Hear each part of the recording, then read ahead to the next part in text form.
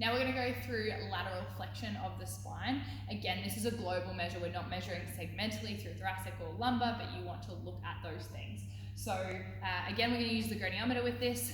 And so we're going to come from behind, and our axis of rotation is going to go on Steph's S1. So I'm just going to lift her shirt up a little bit, and we're going to go right down here on the base.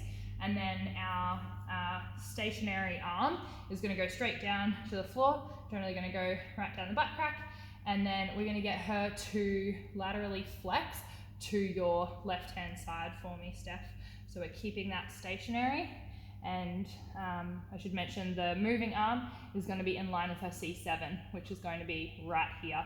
So that's that line that we want. So I'll move that a little bit. And we're making sure with this too that her heel of the side that she's moving away from, so this leg here, doesn't lift off the floor, because obviously that would be cheating. And you can come back up. So obviously that measurement there is 35 degrees. You'd check both sides.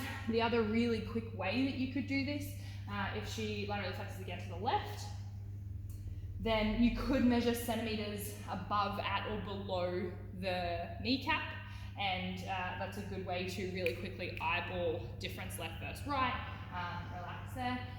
Obviously, the goniometer measurement is going to be a lot more specific and a lot more objective.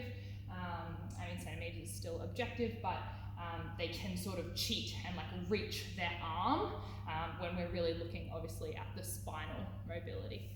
We also want to make sure that when we're doing this, that we are looking from all angles, and that the client is purely laterally flexing. So they're coming directly to the side. There's not like a forward rotation or a backward rotation, obviously indicating compensation, and potentially they're avoiding that pure lateral flexion for